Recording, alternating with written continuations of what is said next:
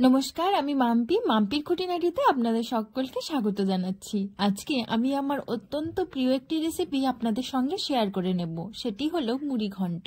মুড়িঘণ্ট খেতে আমার খুবই ভালো লাগে, আর এটা একটি সাবেকি রান্না। আমরা কম বেশি সকলেই কিন্তু রান্নাটা কিভাবে করতে হয় সেটা জানি, তবে আমার মামির হাতের মুড়িঘণ্টটা কিন্তু অসাধারণ হয়। তাই ভাবলাম রেসিপিটা আপনাদের সঙ্গে শেয়ার করে নিই।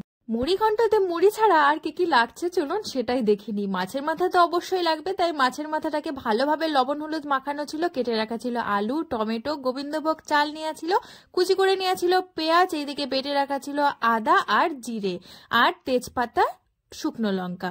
এরপর কড়াইয়ের মধ্যে তেল গরম করে মাছের মাথাগুলোকে বেশ সুন্দরভাবে ভেজে নামিয়ে রাখা হলো।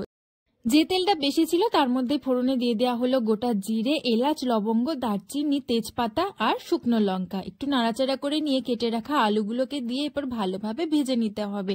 আর কুচি করে রাখা যে পেঁয়াজগুলো ছিল সেই পেঁয়াজটাকেও দিয়ে দিতে হবে। আমি এর আগে মুড়িঘণ্টতে পেঁয়াজ দিয়ে খাইনি, তবে এই প্রথম খেলাম। আমার তো ভীষণই ভালো লেগেছিল, তাই ভাবলাম আপনাদের সঙ্গে এই রেসিপিটা শেয়ার করে নিই।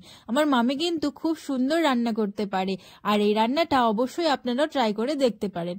এরপর দিয়ে দেওয়া হয়েছিল স্বাদ মতো লবণ আর পরিমাণ মতো হলুদ গুঁড়ো। তারপর কেটে রাখা টমেটোগুলো ছিল সেই টমেটোটাকেও দিয়ে দিতে হবে। আলুটা সুন্দরভাবে ভাজা হয়েই গেছে, আর বেটে রাখা আদা ছিল সেই আদা বাটাটা দিয়ে ভালোভাবে নাড়াচাড়া করে মিশিয়ে নেওয়া হলো। একটু ভেজে নিয়ে তারপর জিরে বাটাটাও দিয়ে দেওয়া হলো।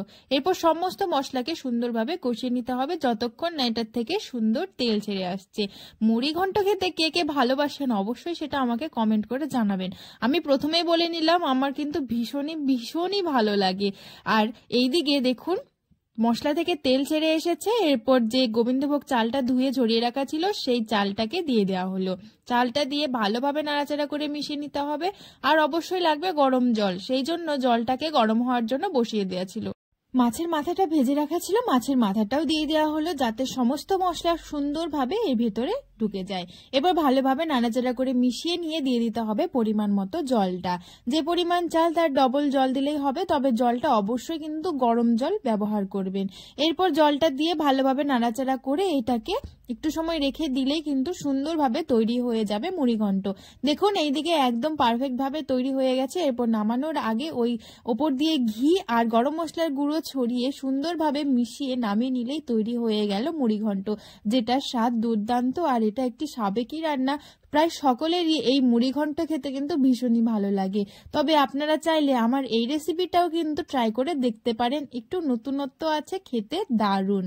আজকের ভিডিওটা যদি কিছু ভালো লেগে থাকে তাহলে অবশ্যই আমার চ্যানেলটিকে সাবস্ক্রাইব করে আমার পাশে থাকবেন, আর একটি লাইক কমেন্ট করতে একদমই ভুলবেন না। ভালো লাগলে বন্ধুদের সঙ্গে অবশ্যই শেয়ার করবেন। আমার এই চ্যানেলে আপনারা আর কি নতুন নতুন রেসিপি দেখতে চান সেটা অবশ্যই আমাকে কমেন্ট করে জানাবেন। আমি অবশ্যই চেষ্টা করব সেই রেসিপিগুলোকে আপনাদের সঙ্গে শেয়ার করে নেওয়ার। সকলে ভালো থাকবেন, অনেক ধন্যবাদ। আরো নতুন ভিডিওর সঙ্গে দেখা হচ্ছে।